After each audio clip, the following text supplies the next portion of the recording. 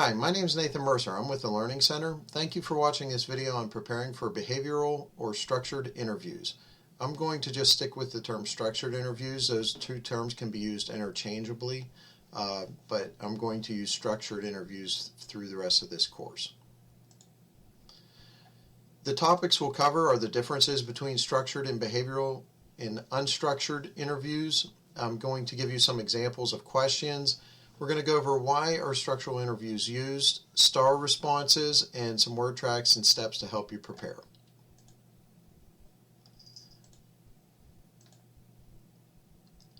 One of the main differences between structured and unstructured interviews are, in a structured interview, all candidates are asked the same question in the same order. In an unstructured interview, different questions may be asked. Some people may be asked certain questions and other people might not be asked any questions at all. In structured interview, all candidates are evaluated using a common rating scale. In unstructured, there's no rating scale that is really used. It's gut feeling. There's no rating scale that everybody comes together and agrees upon. And the other thing is, in structured interviews, all the interviewers are in agreement as to what is an acceptable answer. They talk about what is an outstanding answer, what is a poor answer, and they have guidelines set ahead of time so that they know, and usually they'll be very close to each other when they perform panel interviews. Interviewers do not need to agree on acceptable answers on unstructured interviews. There's really no planning ahead of time as to what you can sit there in a unstructured interview, have somebody give an answer. One person thinks it's outstanding, the other thinks it's poor. That's a lot less likely to happen in a structured interview. What makes structured interviews different? Well, questions are going to be framed for answers that relate to real experience, not hypothetical ones. For example, they're not going to ask you, what would you do if you had to deal with an upset customer? They're going to ask the same question, but in this manner. Tell me about a time when you had to deal with an upset customer. What was the situation and what happened? That is much different because they want to know what you did in real life, not what you think you would do if something might happen. Now, the one thing that you need to remember is when they ask a question, in the answer, what they're trying to find is the skill. This is an example of a structured interview question. Discuss an important decision you have made regarding a task or project at work. What factors influenced your decision? Now, what are some of the skills that they could be looking for in this question? They could be looking for project management or possibly decision making. I'm sure you can come up with some other ones. But the idea is, yes, they're asking a question, but what I want you to do is try and drill down as to what skills can you highlight when you answer that question. Because that's what you're bringing to the new agency or the new position is your skills. Another question, what do you do when a subordinate comes to you with a challenge? What they might be looking for there is leadership. They may be looking for communication skills, change management, possibly. That might be a stretch. But again, when you get that question, think of a story, and I call them stories, not responses, because to me that's what they are. Think of a story that will highlight a skill that you think this question is looking for. Let's do one more. Tell me about a time when you built rapport quickly with someone under difficult conditions. This could be getting into how well you deal with difficult people, team building, communication skills. This one has a lot of different avenues that you could take to highlight whatever skills you feel you want to highlight.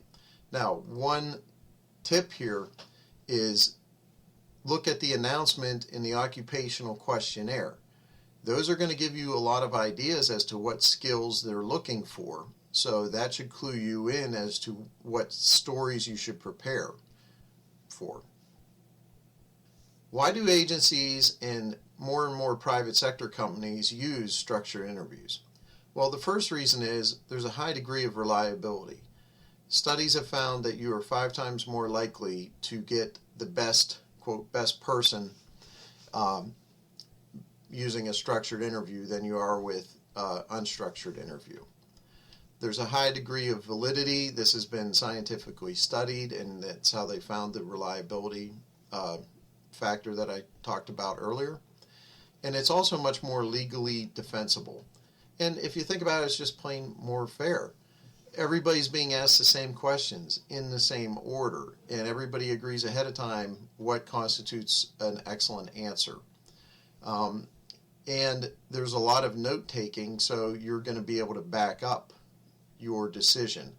So that is why a lot of agencies and private sector companies are starting to go with structured interviews compared to unstructured interviews. And the source is listed below as to where I got that information. The underlying premise of this whole thing is the best predictor of future behavior on the job is past behavior under similar circumstances. Now, what that means, it doesn't mean that people can't change. They are looking for whatever you did in the past, that is the best predictor of what you're going to do in the future. Not always 100% true, but people can change. A lot of times it's habits. So, for example, if you answered a question, tell me about a time when you had to deal with a difficult customer, and you tell a story that ends in a physical altercation with the customer, they might believe that the next time you have a difficult customer, it could turn into a fist fight. And is that logical? Yeah. Now, might that person have learned something from it? Yes, but you want that person to have to make sure they told what they learned about how they handled that. But again, if that's your story and that's how you behaved in the past, there's every reason to believe that that may be a solution that you go to if it happened again. Now, that's much different than asking, what would you do? Because there's a lot of people that say, oh, well, if I got in a panic situation, here's exactly how I would handle it.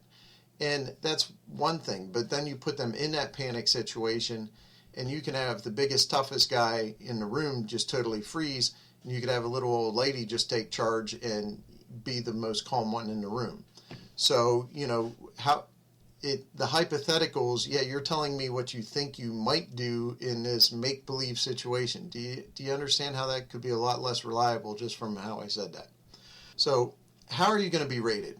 Well, the interviewers are going to be rating your responses and comparing them with all the scores of the other candidates that they are interviewing. And what they are looking for are star responses. And I'm going to go over what a star response is. That is situation, task, and I usually lump those two together, action, and result. We'll dig into that a little more deeply in the next slide. If you don't hit all the elements of a star response, it's going to be much tougher to get the best score that is available on their scoring system. But just because you use a star doesn't necessarily mean you're going to get the highest score.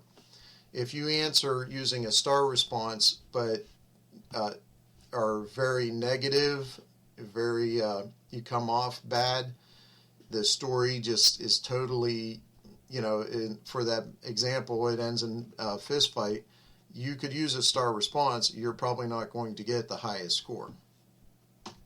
So what is a star response? When you respond to these questions in an interview, they should contain these 4 elements. What is the situation? Provide a context. Where? When did the thing happen? Task. Describe the challenges. What needed to be done? Why? Now, myself, I combine those two, situation/task, into one. Action. What did you do? How did you do it? What tools did you use? Be careful if you're answering a question in terms of a team, because if you do use a team example, make sure you state what your role in the team is. Why that's important is they are not hiring the whole team, they're hiring you, the individual. So you might be on a team that did great things. If you think about it, the third string quarterback for the Super Bowl winning team, he gets a ring. But that doesn't mean you want him as your starter. if you're on an opposing team. So, there's different roles people play. So just talking about a team and how well they did, if your role was, I brought the medical tape to the trainers, that's going to be a lot different. The result, explain the results, accomplishments, recognitions, and savings. And this is where you want to quantify. And what that means is you want to use numbers, percentages, time frames. People understand those things and they make sense to everybody. If you use things like, well, I saved the agency multi-millions of dollars. Well, what does that mean? You need to put numbers to it. So that's where you need to do a little bit of research ahead of time. This is an example of a structured interview scoring sheet. They are not all set up this way, but just for an example, it has the questions in the order that they're going to be asked, and then look right here, situation, action, result. So while you're answering, what the person giving the interview is going to be doing is writing furiously to try and capture, okay, what was the situation, what was the action, what was the result. So the one thing to remember is when you see these people writing and you see just the top of their heads, and you're trying to make eye contact, don't get frustrated. That's how all structured interviews are going to be, because they have to take the notes. Now, I am a big believer in making things easy for the other person, and I'm going to show you a way to make it easy, because as you're gathering this information, if people are talking real fast or they're jumping all over the place in their story, they start with the result, go to the situation, action, result, situation, action, and it's really tough to keep track of. So what we're going to do is give you a way to really make it easy for the person giving the interview to be able to listen to your story instead of trying to figure out what column to put it in. And then underneath, this is an example of the scoring that this sheet uses. Okay, so what we're going to do now is we're going to watch a few videos. We're going to watch the ugly, the bad, and the good. We're going to do it the opposite way. So I'm going to start off by showing you a video that is all wrong. Everything that you don't want to do. So tell me about a recent conflict you've encountered and how you handled that. A couple months ago, my boss came to me. We were doing our financials, our year-end financials, and he wanted a transaction predated, and I really didn't. Excuse me for a second.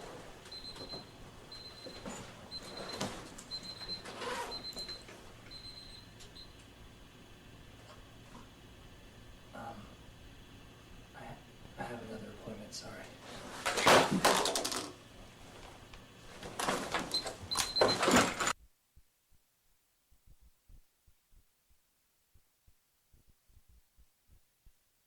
Okay, so that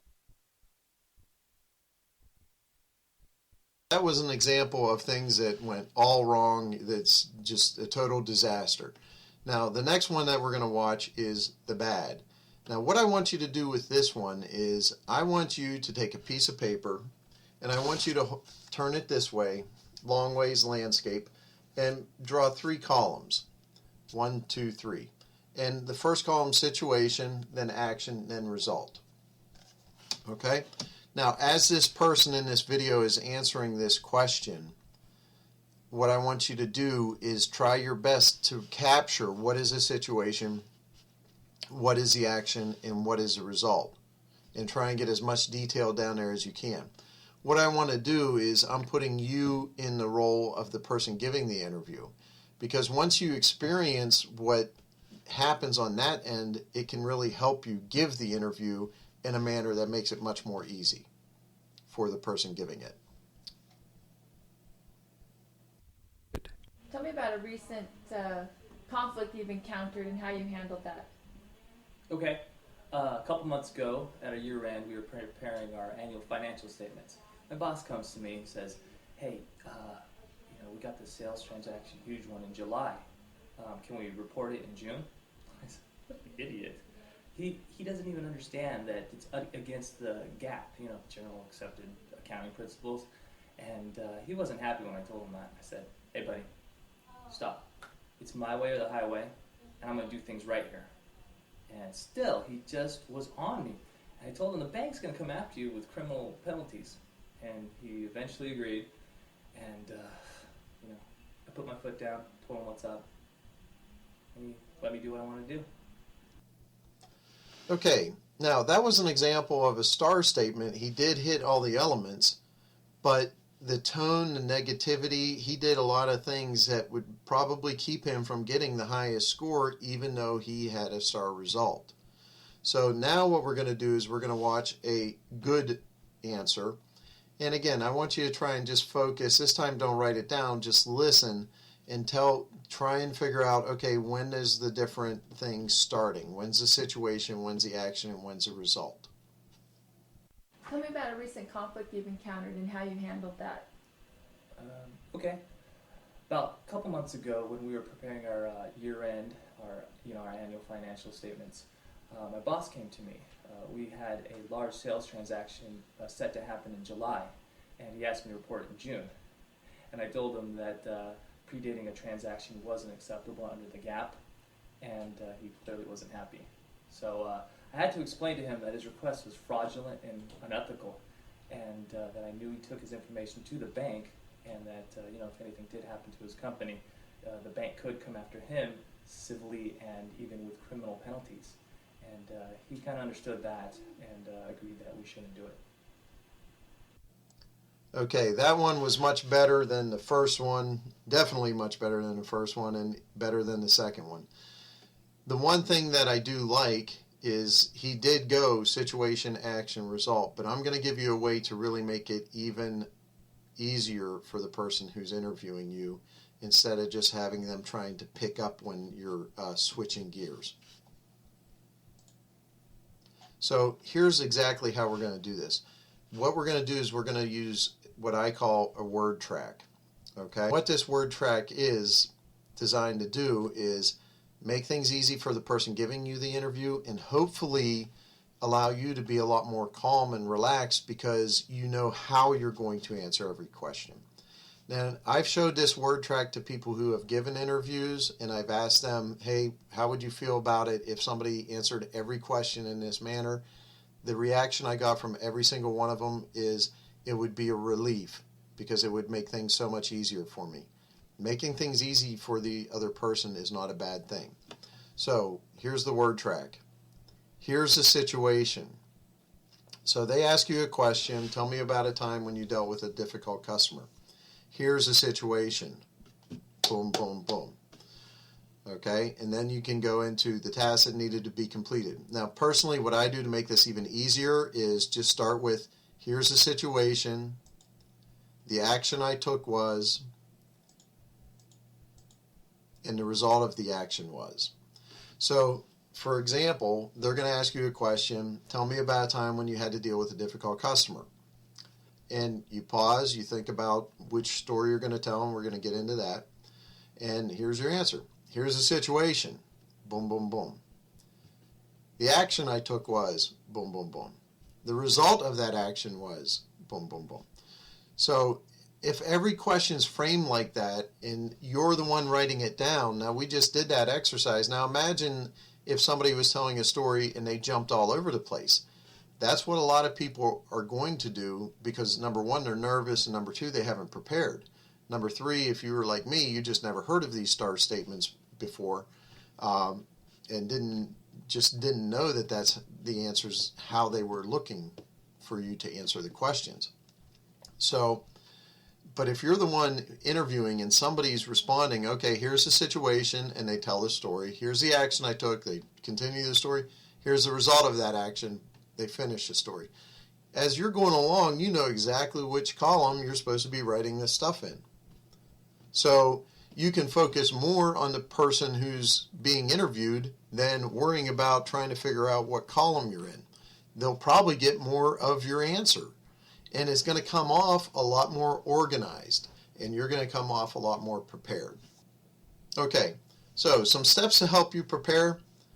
Well, the first thing I want to do is just ask a question. This might seem like it's not related, but it is. How many people that are watching if you're watching the video, how many of you own a TV?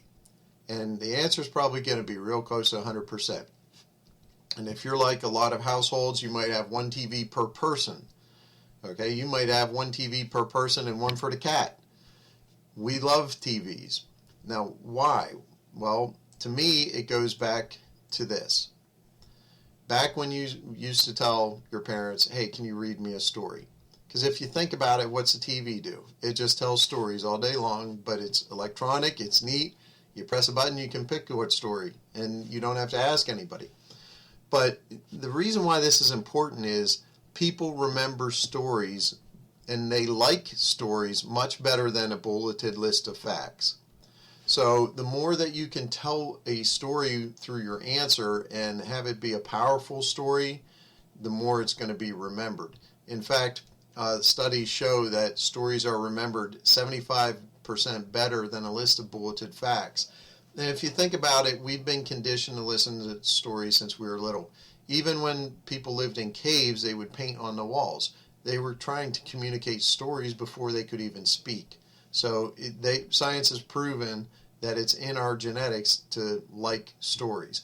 So again, you can give a nice boring bulleted list facts as an answer, and guess what? They're going to only remember 25% of it.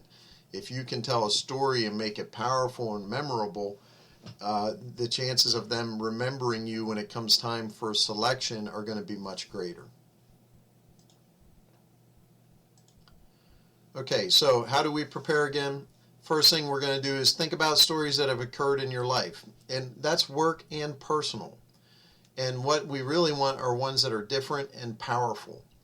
I'd rather have you give a powerful personal story or response than a weak work response because you think they're all looking for work-related things. If you think about it, the skills that you develop in your personal life, can you use those skills in work if you were asked to? Yeah, they don't go away just because you walk into the office instead of the house. So if you can give us powerful story, a more powerful story that's personal, go with that rather than just some weak run-of-the-mill work story that isn't really going to impress anybody and be not very memorable. Now, where you have a home run is if you can come with a powerful work-related story, directly connected to what you're going to be doing for that company, that's when you have a total winning combination. Then what I want you to do is, you thought about the stories, just jot the titles down. So if you have a story of when you had to deal with a difficult customer, you can put time I was manager, dealt with customer returns, angry person, whatever your title is. But that's all you need. You don't need to script out the whole response, because if you use that word track, you have the framework to tell that story. And you lived that story, so you really shouldn't have to script the whole thing out. Just tell it. So here's the situation. Boom, boom, boom. Here's the action I took. Boom, boom, boom. And here's the result of that action.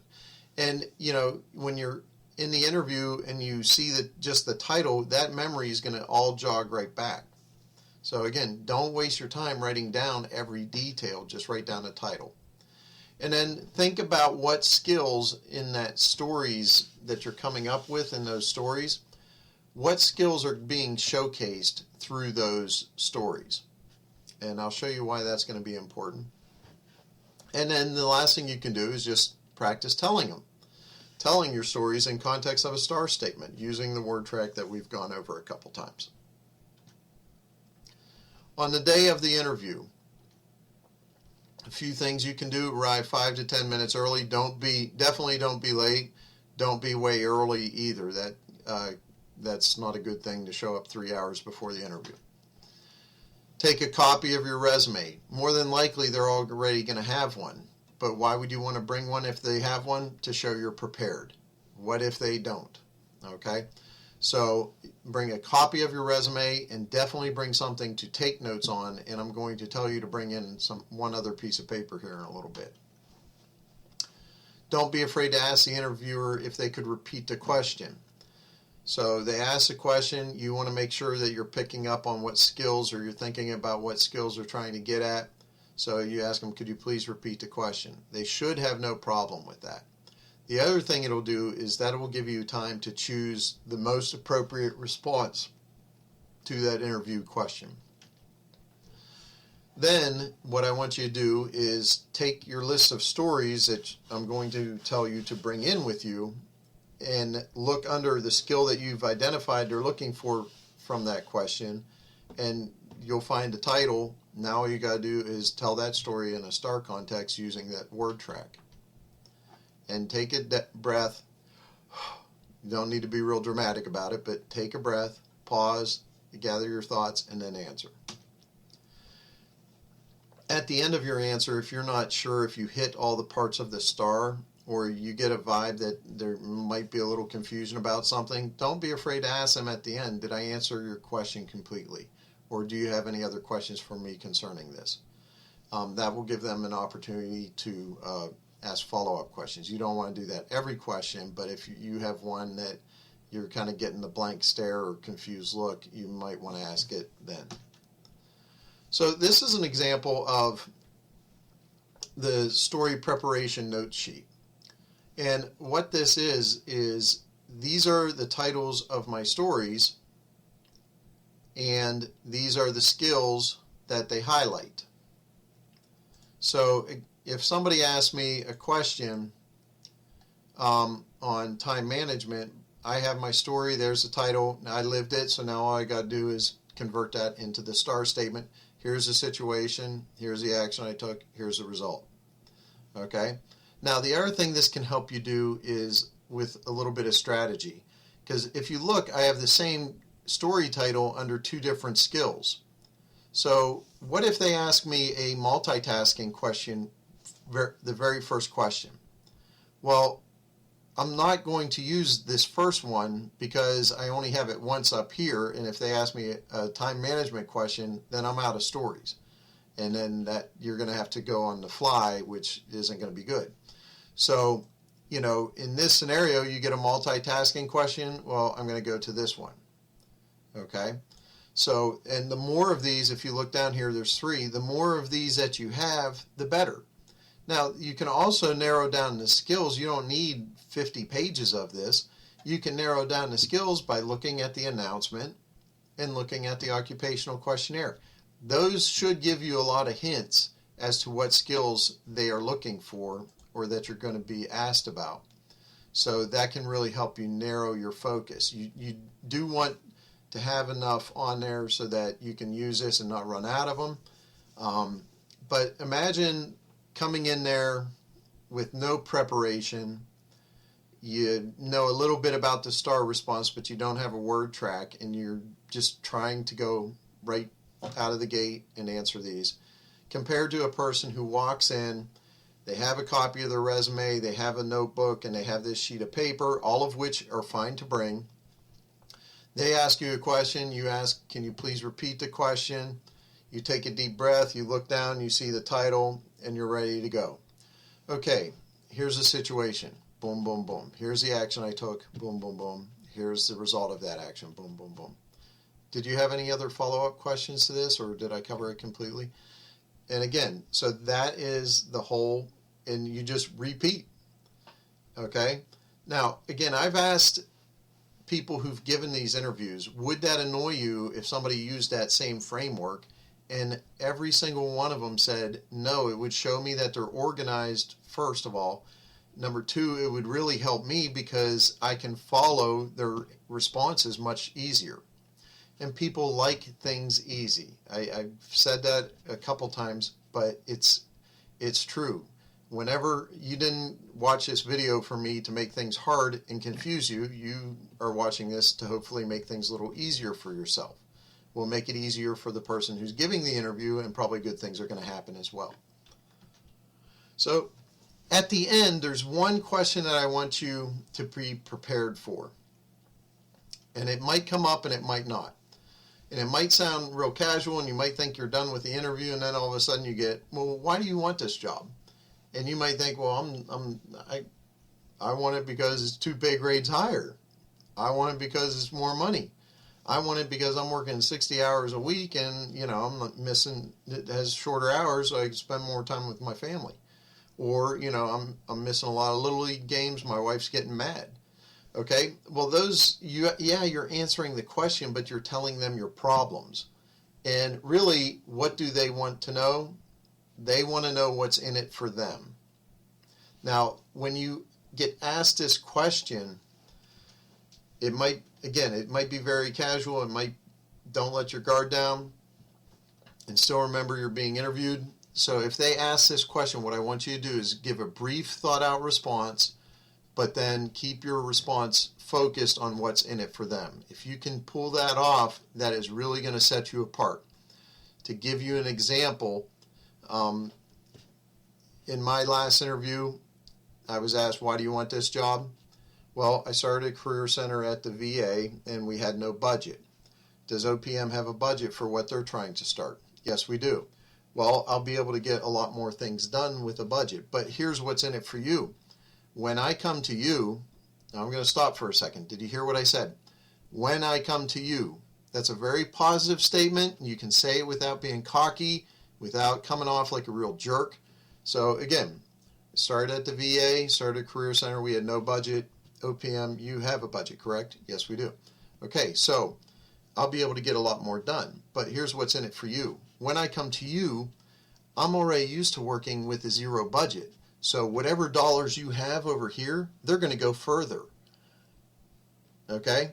So that's one example. And then you can, the more that you can build it up. But just be prepared for that question. Why do you want the job? If you can spin it around and tell them, okay, well, here's why. Don't avoid the question, but here's why, but here's what you'll get if you hire me. That is going to be a much more memorable, winning, positive answer than anything like, I need more money, it's 2 pay grades higher, I've been stuck in the same job for 15 years. Those are problems. People don't want more problems. They're looking for solutions. So again, you can use this in a lot of different areas of life. Tell somebody what's in it for them and make things easy. This next video that I'm going to show you is a video. Now, some of it deals with unstructured interviews, but I do want you to be prepared in case you were to be asked any of these questions. In a federal agency, that typically they don't use unstructured interviews, but I do want you to at least be exposed to this information, so if anything like this comes up, that you can be prepared.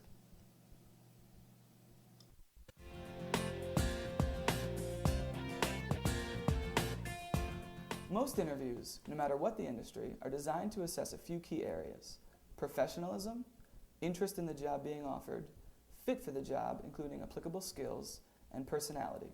Here are some tips on the do's and don'ts of interviewing. Do be sure to dress appropriately for your interview. If you're a man, wear a suit.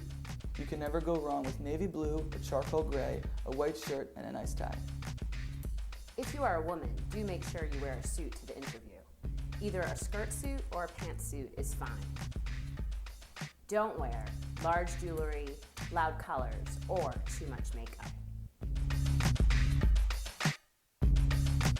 Don't give a limp handshake.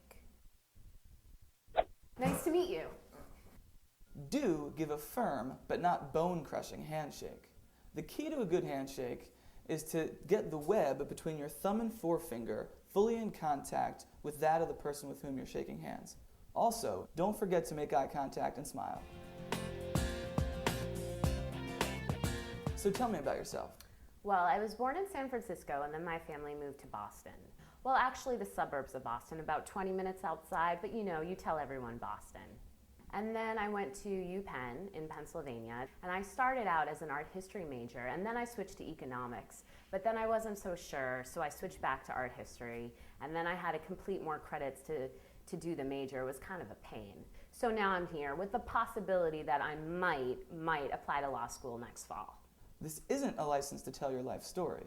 Rather, use this as an opportunity to give a concise summary of your career, abilities, and goals. I'm a very energetic and organized person, which is why I'm drawn to opportunities such as this one.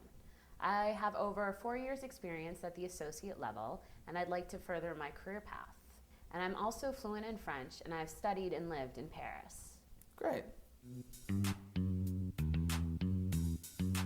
Interviewers want to know how you assess your good points and your bad points. What would you say is your greatest weakness or area that you can improve upon? I have a tendency to oversleep. In the past, I've overslept and missed important meetings. Okay. When discussing your weaknesses, avoid personality or character flaws. Instead, focus on areas that could be improved upon over time. If someone isn't working hard enough, sometimes I end up picking up the slack. I'm working on just sticking to my own order of business. So, are you married? I'm single. It's actually illegal for interviewers to ask you certain personal questions, such as your age or marital status, so you don't need to volunteer that information.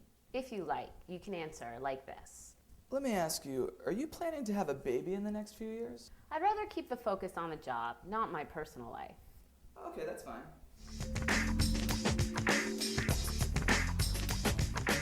Sorry to keep you waiting. Thanks for coming in today. Nice to meet you. Yeah, nice to meet you too. Do you have a copy of your resume? Here you go. Thank you. Do you have a business card? Yes. There you go. Thank you. So tell me about your last job. Well, it was really interesting because it had a lot of different elements to it. And I had a lot of responsibility in the position. For example, oh, excuse me. Oh, hey, how are you? Do you mind? Is that all right? Yeah, not too much. Okay. See you then. Bye. So as I was saying before.